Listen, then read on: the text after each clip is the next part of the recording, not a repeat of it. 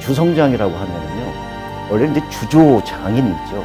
주조는 금속을 녹여서 만드는 걸 뜻합니다. 그거는 이제 청동도 될 수 있고, 또 청동은 이제 주석과 구리의 합금이지만은 아연이 들어갈 때도 있고요. 또 뭐 그 철로 이렇게 주조를 해낼 수도 있습니다. 그렇게 이제 금속을 녹여서 높은 온도에 녹여서 거푸집을 만들어서 거기서 구워서 만들어내는 그 기술을 우리가 이제 주조라고 하는데요. 그 주조장이라고는 하지 않았고요. 조선시대 때의 기록을 보면은 종에 나타납니다만은 주성이라는 말을 쓰고 있습니다. 그래서 주조로 해서 어떤 물건을 만들어낸 장인, 그래서 그 주성장이라는 말로 요즘 쓰고 있습니다.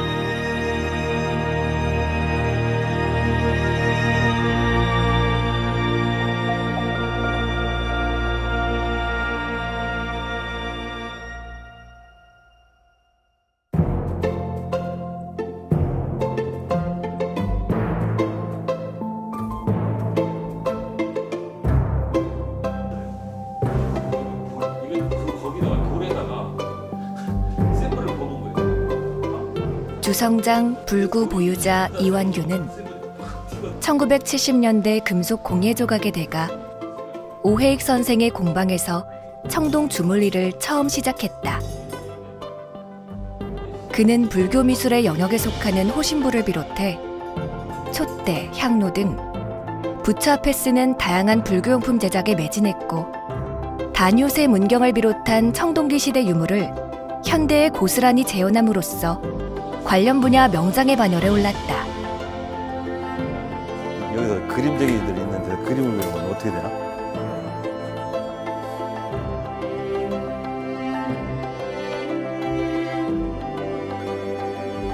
그 요령을 하나 만들려고 지금 이제 도면을 그리고 있는 중인데, 뭐 크기는 한 30cm 정도 되는 게 사람이 이제 치기 좋은 크기, 이제 스님들이 갖고 다닐 수 있는 크기로 도면을 지금 그려보고 있습니다.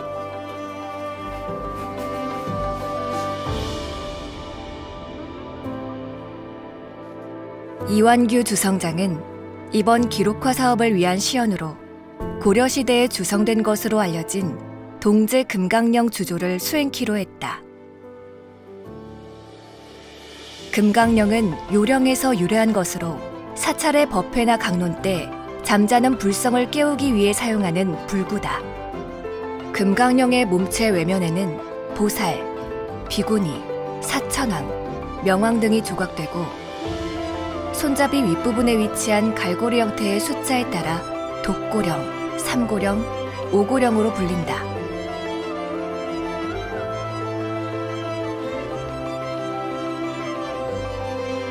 금강령은 밀랍주조법으로 만들어진다.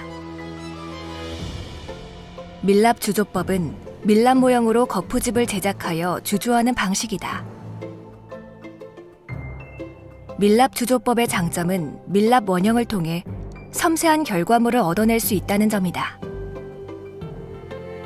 표면에 정교한 조각이나 부조 문양이 들어가 있는 백제 대향로나 상원사 동종 역시 이 주조법을 통해 완성됐다.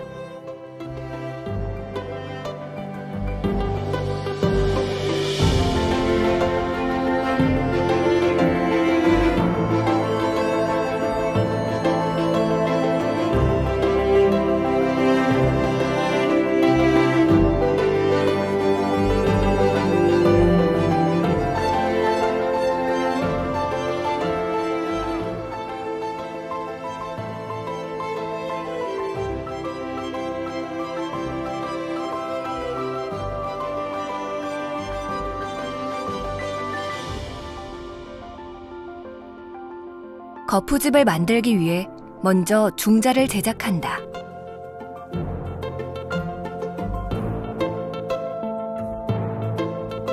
중자는 주조 후 금강령 몸체의 내부 공간이 되는 내형 거푸집이다.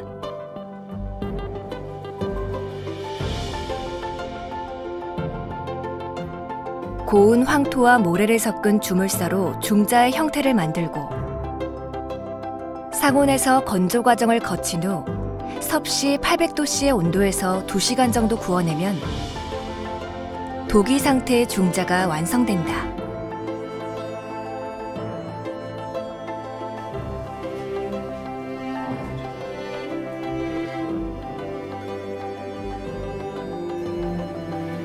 지금 이 노에다 구워가지고 이제 저 도기화 시키러 갑니다. 예, 옛날에는 이걸 숯불에나 아니면 모닥불에다가 이걸 구워야 되는데 이제 전기로 온도가 정확하게 맞는 노에다 구워내니까 이게 구웠을 때 갈라짐도 없고, 옛날에는 갈라짐도 많이 했었는데 지금 갈라짐도 없고 조금 이제 기계에다가 이제 구워내는 겁니다. 한 2시간 정도. 크기에 따라 달라지는데 크기가 크면 뭐 하루 정도도 달궈야 되는 게 있는가 하면 이 정도 정도면 한 2시간만 있으면은 빨갛게 열이 달궈집니다.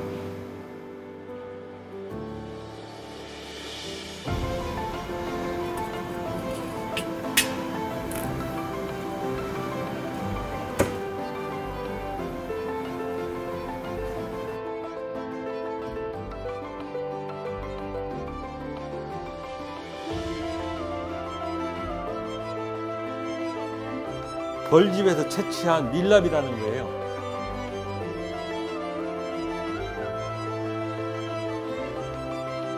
이게 지금 아까 꺼낸 그 중자거든요. 알본.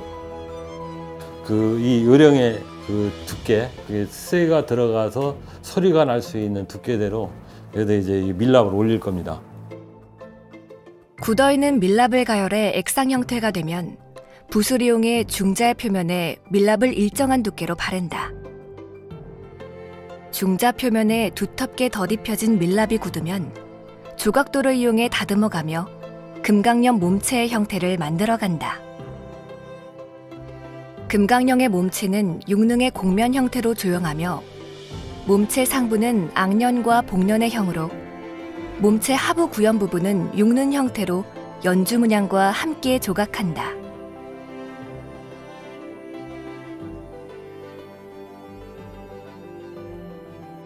여기 샘물이 들어가는 주 입구예요. 그러니까 주 입구하고 투 입구, 그러니까 나중에 공기가 빠질 수 있는, 가스가 빠질 수 있는 자리하고 양쪽에 이제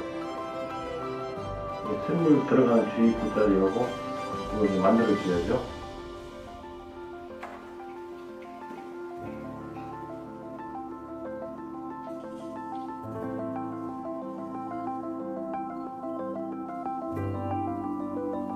근데 이게 속까지 충분히 먹여야 나중에 되지. 속까지 안 먹으면은 그 뭐지? 문양이 여기 저 흙하고 밀랍이 붙어가지고 안 떨어지더라고. 이게 충분히 발라가지고.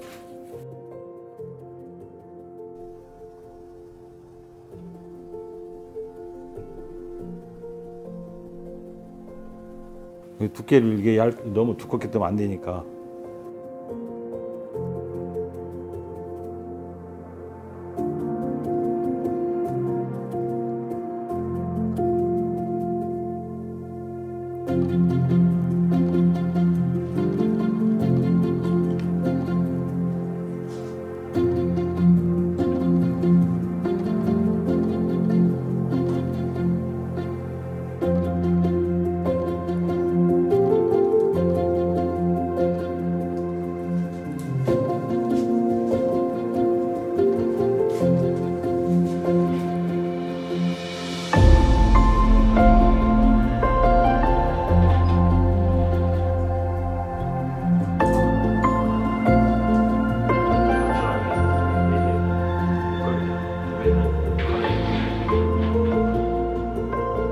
금강령의 손잡이 형태는 따로 밀랍 모양으로 조각해 몸체와 조립함으로써 금강령 제작의 1단계 작업이 마무리된다.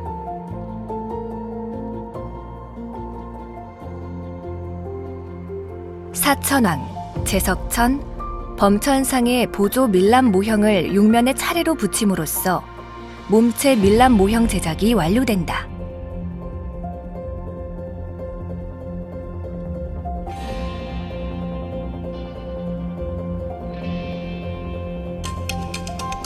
이 단계 작업은 외형 거푸집 제작이다. 1단계 작업을 통해 만들어진 밀랍 모형에 표면 주물살을 발라 외형 거푸집을 제작한다. 표면 주물사 반죽에는 닭종이와 황토, 고령토, 개토, 흑연이 들어간다.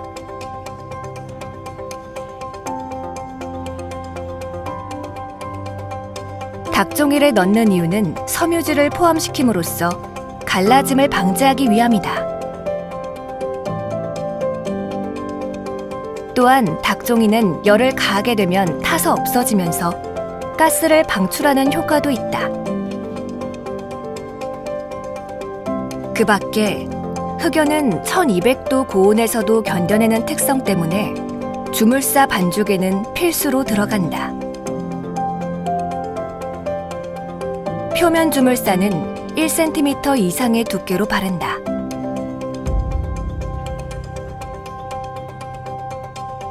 표면 주물사가 완전 건조되기 전에 그 위에 보강 주물사를 다시 바른다.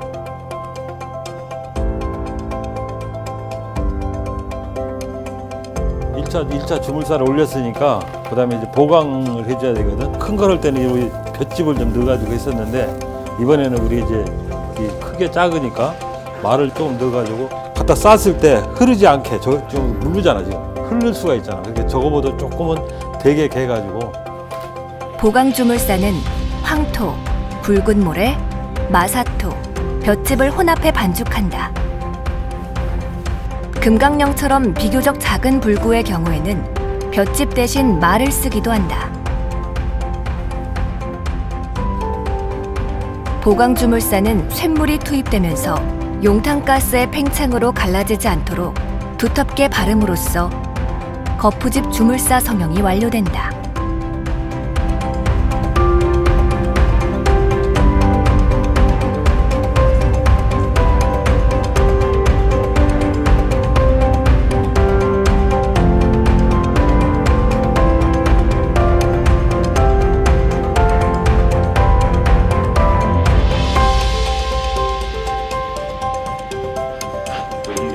물고기 모양.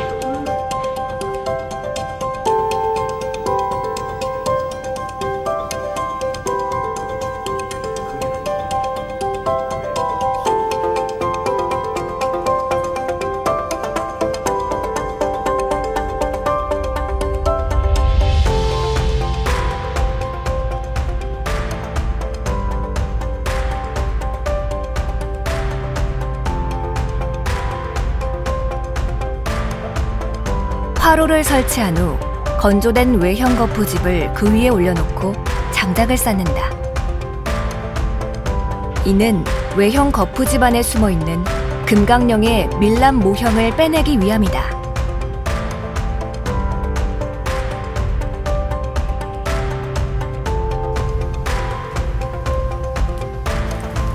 장작불이 타오르면서 온도가 높아지면 거푸집 속의 밀랍 모형이 녹아서 합으로 빠져나온다. 이때 밀랍이 거푸집 안에서 남김없이 깨끗하게 빠져나오도록 충분히 가열한다. 장작이 재가 되도록 다 타고 나면 거푸집 속의 탈납 상태를 점검하고 남은 재를 완전히 제거함으로써 2단계 거푸집 제작을 완료한다.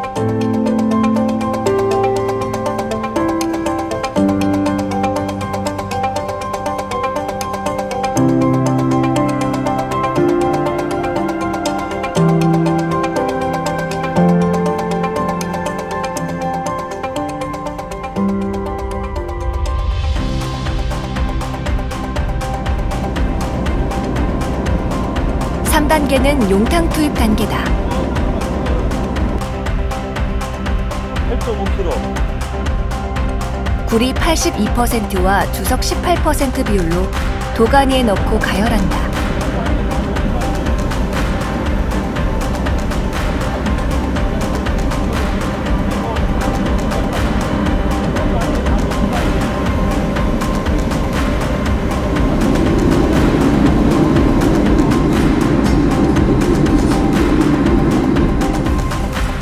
빠지고 이제 가서 곧 열을 달구면 되겠습니다.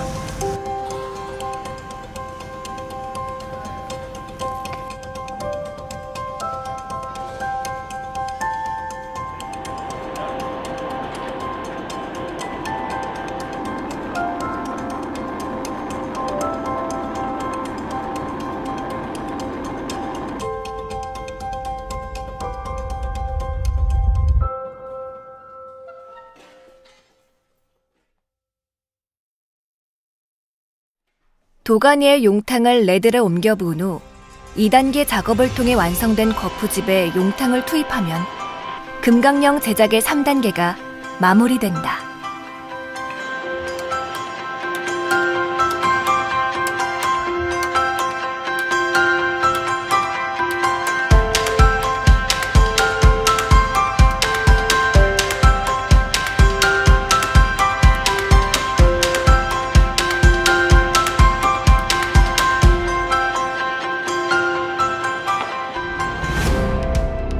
용탕이 식으면 쇳물이 투입된 입구인 탕구물들을 해체하고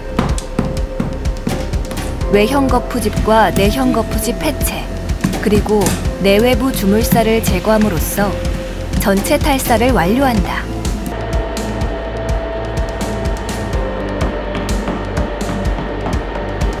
됐어.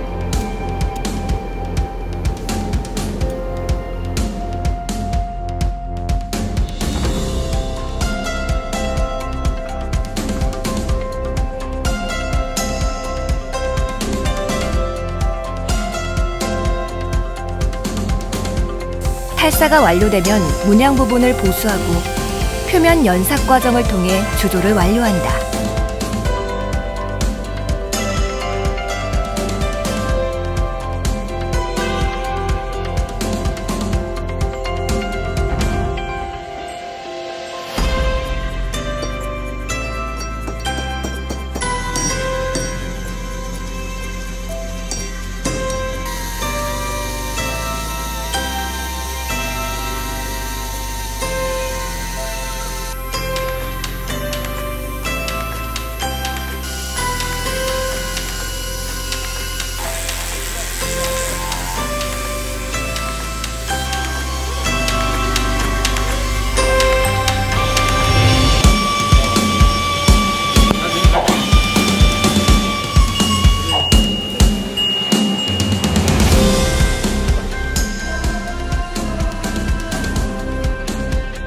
마지막 5단계는 주조된 금강염 몸체에 아말감 도금을 하는 과정이다.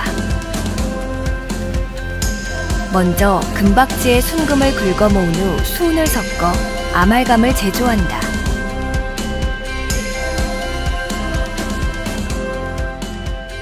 옛날에 했던 방법은 줄로 갈아서 이제 아말감 할 때는 이제 가열을 해가지고 쓰는 방법이 있고요. 지금 현재 쓰는 거는 왕수로 녹여서 99% 이제 순도를 높여서 다시 환원을 시켜서 아말감화를 시키는 방법 두 가지를 씁니다.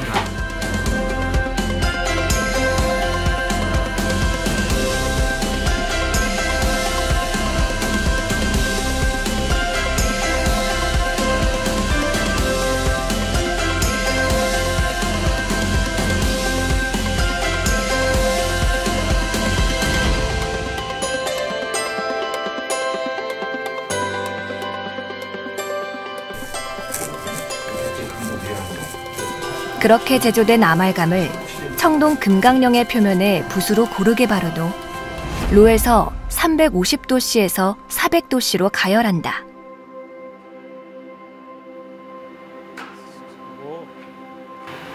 완전히 열어봅시다. 꺼내봐. 잘 나왔다. 얘. 이 같은 아말감 바르기와 가열을 4회 정도 반복한 후 마지막으로 표면을 솔질하여 광택을 낸다.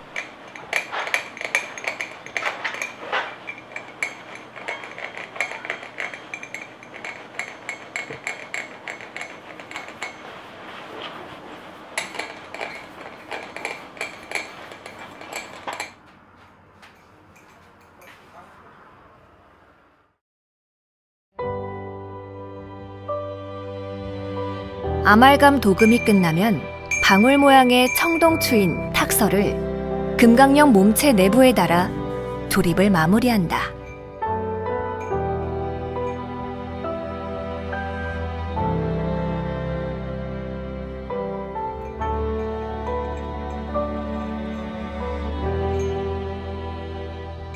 마지막 소리를 점검하고 나면 드디어 청동 금강령의 주조가 완성된다.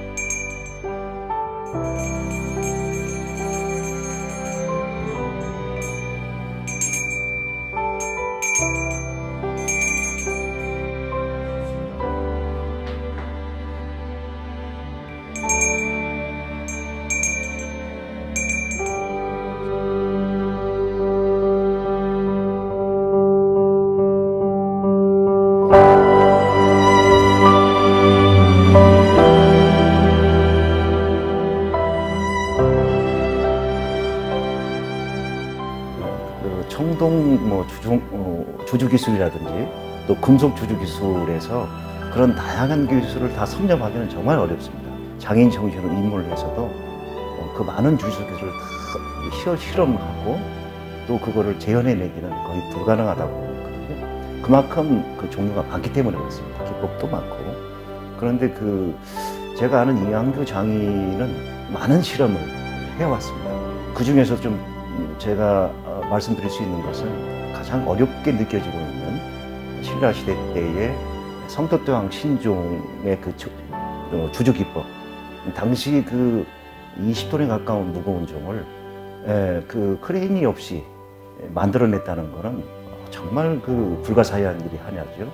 그 다음에 이제 뭐 청동기 시대의 잔무늬 거울이라든지 또 국보 83호, 78호 방가사유상이라든지 여러 가지 이런 것들은 정말 다양한 특색이 있는 기술만이 해낼 수 있는 그런 독특한 우리의 청동 문화대죠. 주주 문화대죠. 근데 이완규 장인은 어렸을 때부터 입문을 해가지고 40년, 50년이 넘도록 이 일을 꾸준히 해오면서 정말 실험 정신, 또 창의성이 있는 그런 어떤 기술의 재현 이런 것들을 통해서 하나하나 이룩해오고 있는 게 특징이죠. 이 일에 평생을 바치면서도 그간에 굉장히 어려운 고비 이런 것들을 하나하나 넘기면서 한 일을 해오고 있다는 것은 굉장히 정말 놀라운 성과고 중요한 일이라고 볼 수 있습니다.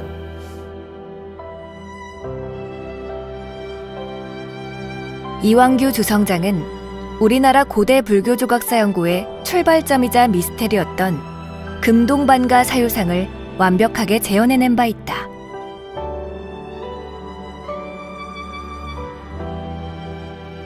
네, 미륵 반갑 사유상은 제가 박물관에 있는 걸 그대로 재현할 일이 있어가지고 재현하면서 이 부처님의 대단함을 많이 느껴서 지금까지 계속 재현을 해보고 있습니다.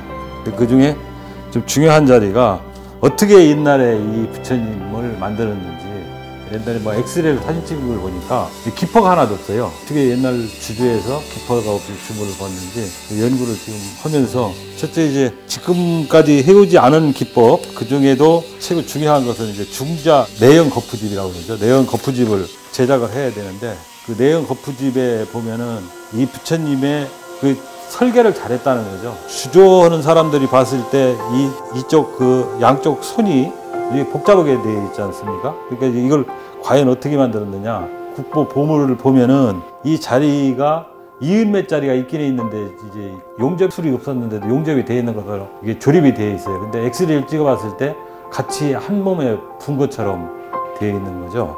우리 종이나 이런 데서 많이 볼 수가 있는 거, 용도하고 종신하고 따로 이렇게 주조를 했는데 원초 복잡한 용도를 주조를 부어가지고 그걸 종신에다 묻어서 이게 주물을 부으면은 용도하고 종신하고 붙은 주물을 우리가 합주법이라고 이렇게 얘기를 하고 있는데, 합주법으로 봤는데도 엑스레이를 찍으면 이게 따로 떨어져 있어야 되는데 여기가 용접한 것처럼 붙어 있다는 거죠. 그걸 이제 재현을 하다 보면은 일단 먼저 이걸 주조를 해서 이걸 끼워놓고 손을 끼워놓고 그 다음에 이제 내연 거푸집에다가 이제 조각을 다 했겠죠. 그래서 이 모형을 만든 다음에 이제 우리 먼저 주문을 했던 거와 마찬가지로 이제 외형 거푸집을 흙을 싸서 외형 거푸집을 만들어야 되겠죠. 외형 거푸집을 해서 최소한도 우리가 이 정도 되면은 한 4개월에서 정도 자연 건조를 시켜가지고 완전히 건조가 된 다음에 이 속에 들어있던 먼저 들어있던 밀랍으로 두께를 맞춰서 조각을 했던 그걸 이제 열을 줘가지고 은은한 열을 줘가지고 이제 밀랍을 다 녹여내리게 하고요. 1000도 정도 이 정도 열을 줘가지고 탈납을 시켜야 되는데 완전히 이제 밀랍이 녹아버려야 되겠죠. 밀랍 성분이 없을 정도로 열을 줘서 뜨겁게 열을 달궈서 그 뜨거운 데다 쇳물을 부으니까 여기에 쇳물이 들어가서 쇳물에 있는 산화물 같은 게 전부 그게 아직 쇳물이 식지를 않으니까 아마 빠져나와서 이런 좋은 물건이 나오지 않았나 그런 생각을 합니다. 치밀하게 계산된 수백 개의 동심원과 0.3mm 간격의 미세한 선 13,000여 개로 이루어진 단유세문경은 청동기 시대 후반부터 초기 철기 시대에 만들어진 것으로 추정되는 청동 거울이다. 청동기술 개발과 전통기법에 대한 이완규 주성장의 열정과 호기심은 국보 제141호 다뇨세문경의 재현으로 이어졌다.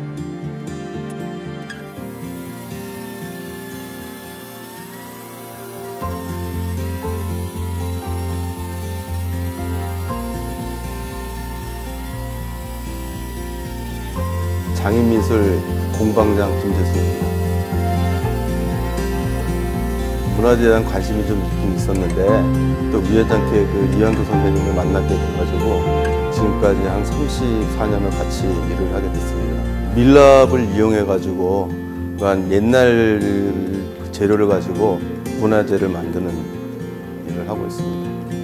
현대하고 지금 옛날 거하고 공존해서 지금 작업을 하고 있는데, 현대 작업을 하게 되면 이제 불량률이 사실은 거의 없다시피 하는데, 옛날 재료 갖고 작업을 하다 보니까 불량률이 이제 상당히 높이 나온다는, 그게 이제 불량률을 이제 줄이는 게 저희의 이제 앞으로의 목표긴 한데, 그게 쉽지 않습니다. 장인으로서의 완벽함을 추구한 이 부분을 우리 같으면 하다가 안 되면 좀 이렇게 포기도 좀 하고 그러는데, 그걸 아주 그냥 집요하게 그게 문제가 해결될 때까지 그걸 파는 그 모습은 정말 훌륭하신 면인 것 같아요.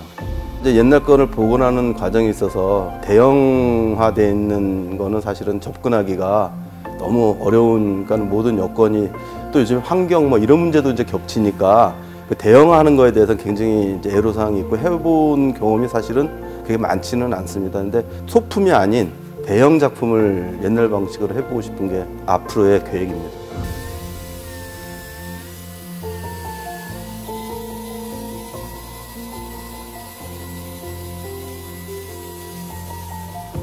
지금 주조 기술은 많이 발달을 했고, 아주 그 첨단 주조 기법이 이제 발달이 돼서 마치 공장에서 이렇게 찍어내듯이 많은 짧은 시간 내에 주조를 해낼 수 있는 기술은 이미 개발이 됐고 또 그렇게 만들어내고 있죠. 그러나 그 엣주조 기술은 상당히 어려웠습니다. 하나하나 만들기가. 그러면 그냥 지금 현재 개발된 어떤 첨단 주조 기술로 뭐 얼마든지 재현을 해낼 수 있겠죠. 그러나 그렇게 만들어내면은 과거에 우리 선조들이 만들었던, 어렵게 만들었던 그런 기법, 이런 기법들은 없어지게 되는 거고, 또 그 정신마저 가장 중요한 것은 정신이 없어지게 되는 거죠. 네.